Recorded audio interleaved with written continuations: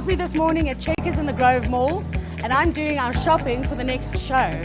We're featuring blueberries from Namibia Blue, but I'm also going to show you all the fantastic products that I pick up along the way for the show right here at Checkers.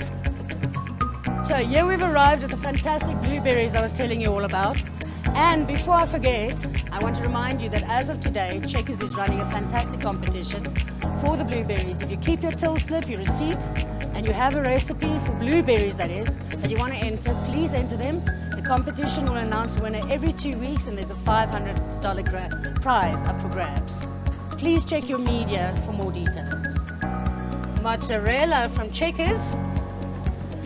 Best melty cheese ever.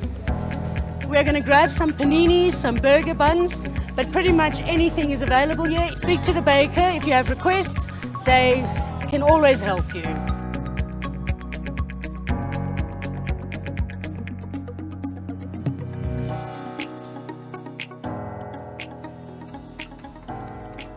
Good morning, welcome back to Food Culture. I have a lovely guest in the studio today, Lexine. She does everything. She does water skiing and competitive horse riding, or it's equestrian, and I'm sure she's going to tell us all that it entails. Say hi to everyone. Hi everyone, I'm Lexine Mills. And what we're going to do today is a pavlova. It's a meringue-based dessert with stunning blueberries. You can put any fruit in it, but we are focusing on fresh, beautiful blueberries, Namibia blueberries. I've cheated a bit and I'm making smaller baskets, and we've had Checkers baker Julian make the baskets for us because I didn't want to make them. So what we need for ingredients, you'll see on the recipes that we post, is about 1.5 teaspoons maizena. And recipes, don't get confused, they call it cornstarch, salt and sugar. What we're going to do is put it all in the pot. You're going to just dump them in. That one, a pinch of salt, a half cup sugar. There we go. Yes, the whole lot. And they say stir it, but that's stirring as well. We add half cup water. There's your tablespoon. And we're going to see if we can just, you're going to add my berries to that mixture. Beautiful. You're going to heat it, stir it around.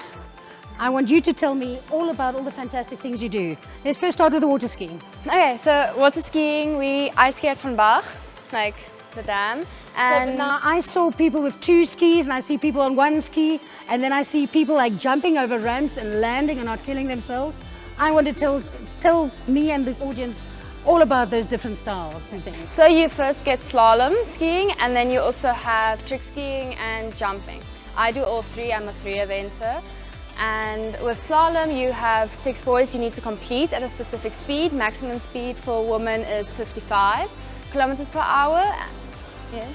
And then your rope length also differs from 18 to now current. So if you're closer to the boat, it's obviously harder, or the other way around?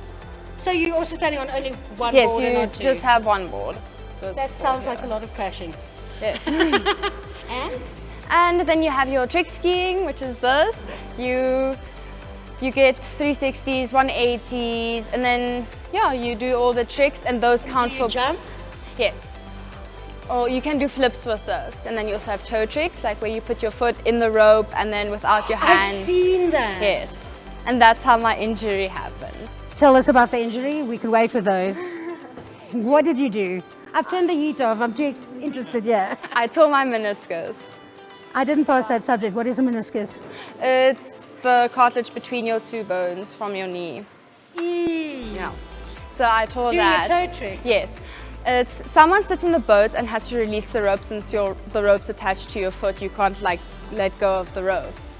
I've done a lot of that, except it wasn't on water. Right, so we're going to quickly look at that. This is how quickly this dessert works.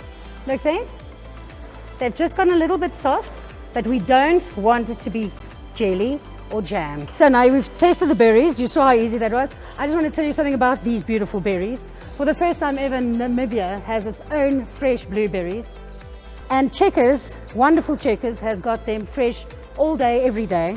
So please go out, support the Namibian products, Namibian based. I am, however, taking caster sugar. It's 1.5 cups, you can use less. When you start, everyone starts stirring. Wait till it starts making liquid on the sides. You don't want it to burn. The darker the sugar gets, the more bitter it gets. So I'm going to turn it down to a certain heat, slightly less. I hold the under 10 record from just slalom and trick, and then the under 12 record as well, also slalom and trick. And that I went to America once at Swiss Classic. There I got my 1 record. And In America? yes. You don't have to cook it any further. Turn it off. And now you let it cool a bit till it doesn't drip. Can you see there? It's making droplets. When I can do that and it stays in one string, then it is thick enough to start with a spun sugar, which is the finest. And then as it thickens, you can immediately use it to make your other designs, your baskets and all of that. And don't panic, it starts getting hard, you just heat it again. Before you do the sugar work, you can take olive oil, cooking oil, any oil. I'm going to just do it like that. For the baskets, teacups, mugs, anything that doesn't have a handle, that can handle hot, you take, and give it a bit of an oil thing, glaze it. So I'm not going to try and do fancy designs. You see how well it's running. You can do 1 pavlova just in that. Right, so while we're talking about the sugar work, I'm going to show you that chocolate work is just as easy. We've bought some baking chocolate. They call it easy milk chocolate. I'm heating a double boiler there with some nice water underneath. I like whacking my food. It gives you, so you take a whack and let's see how far it goes. There we go. It's broken. I can't work like this. I'm going to just take 2 blocks. I've got the quantities on the recipes. Please, these are not quantities. Just look at what is enough. Always, no matter what bowl you're using, make sure the water is not touching the bottom of the bowl. I find the smaller the pot, the more better the heat is, that it doesn't go up the side of the bowl. And the same thing applies. You're going to wait for it to cool down, or you're going to see how nice and thick it is. So give it a couple of stirs, and then it starts setting. So if you're decorating, also once again, you can do a side thing. You can put your berries on one side, or you can do this. It's a manual thing. Right, so we've seen the chocolate work, we've seen the sugar work. I had a complete blank over there, but we're going to go on. We've done the berries with the help of Lexi. So it's a tablespoon of icing sugar. We're going to put in our cream, and we're going to try and hope we don't splatter with this wide bowl.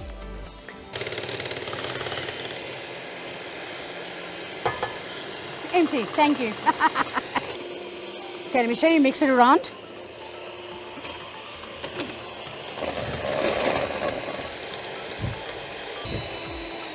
And I think we stop before we have butter. We're going to give it a good this, and very carefully you're going to put a nice big wodge on top. Don't worry about the stuff that falls over, it's meant to look like that. Look at those beautiful blueberries, that stunning color. And what we're going to do here is decorate just with the same syrup all the way around. Because we love the blueberries, it gets a stunning heart over there. And there's your pavlova.